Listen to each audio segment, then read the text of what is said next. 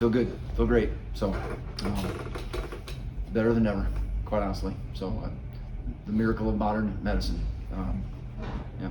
So What was it like seeing someone else sort of take charge of the defense for a day? well, I guess I was there right up until really the day of the game or day before the game. So just part of the preparation. But I got good staff of guys, and Chris Simpson coached with me for a long time, and Jordan Peterson, and just the rest of the guys. I don't want to leave guys out, but I knew they could handle what needed to be done.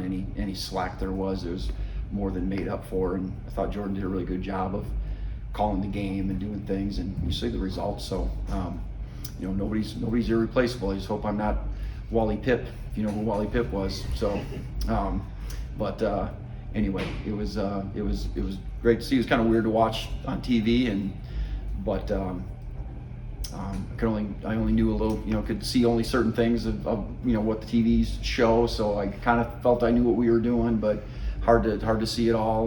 But it was it was unique. I don't want to do it really anymore, but it was a unique experience, and probably something that I needed to do. So there you have it. Were you able to watch it live then? Yeah. I had this procedure done on Thursday. I was home on Friday and walking around. So it was just something that I knew about for a long time, and was hopeful that it would just keep holding off. But I'm thankful for Dr. Salazar, my cardiologist at Lawrence Memorial, and that connected the dots and got me hooked up with the right people at KU Med, and they're kind of the gurus of this procedure that they did. And I'm like really thankful that I'm here and got the care that I did. So I think that fast tracked me back to where I am now. So what stood out to you then? What's that? What stood out to you about the game then a couple days from? What stood out? Yeah. I thought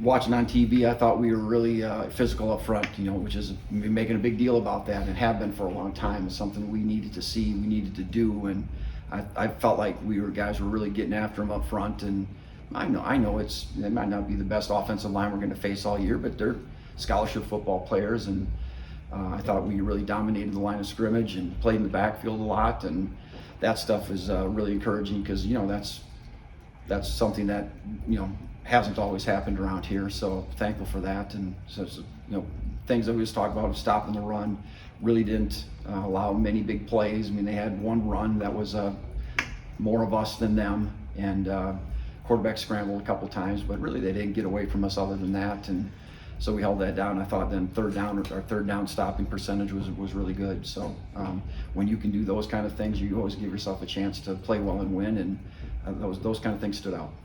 You mentioned being physical on the defensive line in that game. How big of a test then is this Illinois offensive line? Well, it's going to be different for sure, right? We're playing against really a quality team.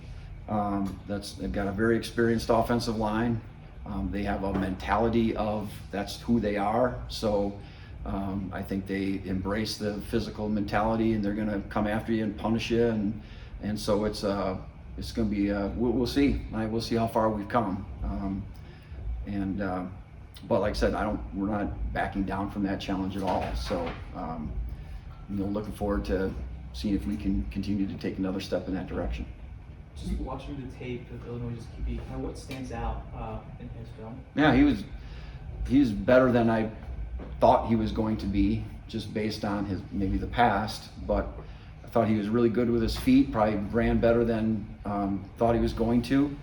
I thought he was a really good decision maker. They have a lot of RPO plays and things like that. I thought when he should have gave it, he gave it. When he should have ran it, he ran it. When he should have thrown it, he threw it. So I thought he was a really good kind of a good athlete, a good player, and really managed their offense pretty well.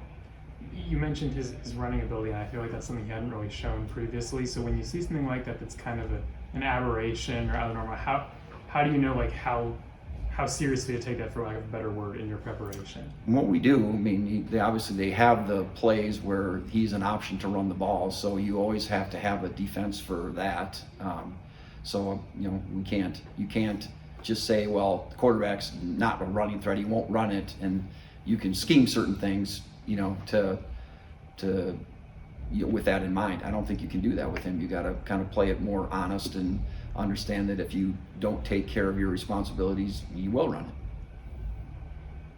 We also need to do a better job probably, in some ways. Last week we kind of opened up some rush lanes for, their Missouri State quarterback to run through, and we've kind of addressed that and what we got to do better in that area. So we certainly don't want to do it with a guy like this who's probably even got better feet. Lance had some nice thoughts about Hayden Hatcher.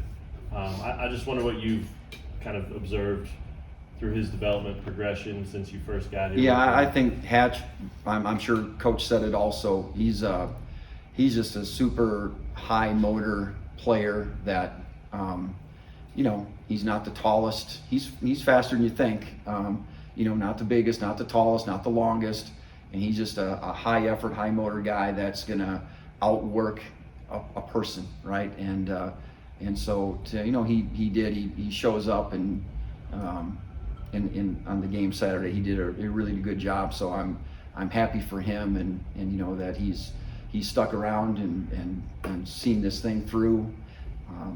And like I said, he's a guy that he's not gonna give up his spot. You know what I mean? And somebody's just going to have to take it from him because he's not giving it up. And when you have guys like that, really that's kind of blesses your heart as a coach sometimes. That you got a guy that does it. But he also showed that he can certainly produce as well. He's not just a high motor guy that can't play. He's actually a high motor guy that can do some things too. Does that style lend itself to I guess consistently producing like that, do you think, as your schedule obviously gets a little tougher? Well, yeah, I guess, yeah, we'll see. Right. I guess we'll see. That's what he does every day, and that's what he brings every day to practice, every week. I think what you're going to get out of that guy. So I don't know that he can be a guy that's going to play 70 plays a game and thinking he's going to survive or is going to be the best for us. But so we try to feed him the right amount of playing time, and situational and things like that, where he can use his tools to, have the best chance of success for him and us. In terms of the skill guys for Illinois, who kind of stands out there to you? Well, I think the running back's good.